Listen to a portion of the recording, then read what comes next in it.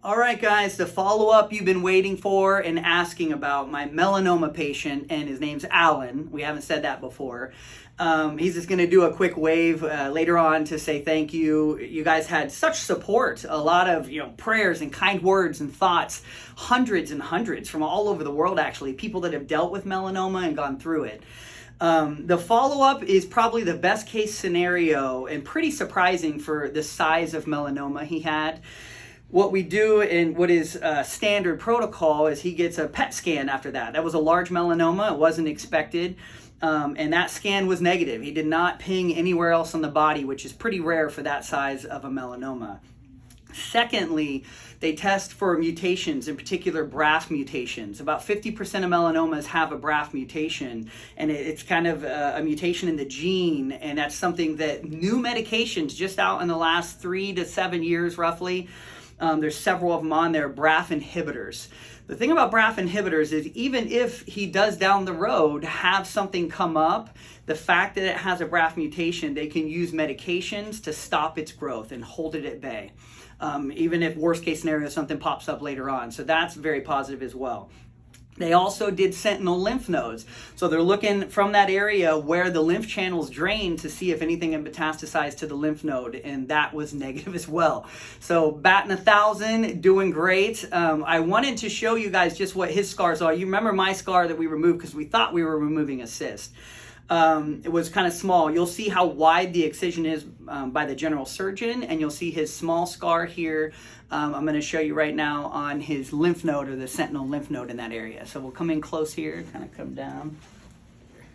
So that is his scar, very wide excision. Ours was about half that. So they go a lot wider. They want to get 1 to 2 centimeter margins usually on these melanomas. And they did. It was clear and everything was looking good. So we're going to come up on the side here. Yeah, is that blurry or no? We're good? No. Come up on the side here, and they just did glue on this one. So they'll remove that sentinel lymph node, which is a larger lymph node, and you can see that's quite a large scar too. It's you're put under for these surgeries so they can get that lymph node because it's deep in there. You commonly get some edema and swelling, which he has. So the protocols on that are now I'm going to see him every 3 months for the first year. I do every 6 months after that, every year after that. And we're just looking for other moles that might be changing. Anything that could look awkward, we'll cut it off. We don't even question if it's even remotely dark, we take those off. And he'll be getting a couple scans coming up again. They like to compare on those PET scans. So that's a great thing too. So just wanted to do that. You guys have been asking about this follow-up probably more than any of my other follow-ups because you know how serious melanoma is.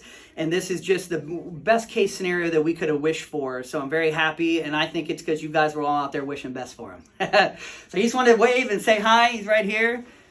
Very cool. Everybody, I need to thank Greg Lynch. Without him as my dermatologist taking the extra effort and saying how serious this could be, without him, I may not be looking forward to a great future.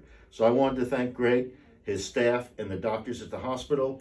They did a wonderful job, and I believe I'm probably the luckiest man on this earth. I agree. Take care of yourselves. Very cool. Thanks again for sharing. Great story. You don't want to make MrPopZit cry. All right, guys. I just had something in my eye for a second. Just kidding. But no, in all seriousness, this is a great case, a great outcome. I really wanted to thank my patient for sharing. He didn't have to share. He didn't have to show his face or anything, but he was so thankful. And, sometimes you can get emotional, and it's tears of happiness sometimes. It's a great thing. You get vested and invested with your patient, and you hear their stories, and, you're not human if it doesn't affect you in some way. I would say if it doesn't affect you in some way, you probably shouldn't be practicing medicine, in all seriousness. But, so, great story. I know you guys have been waiting for that follow-up.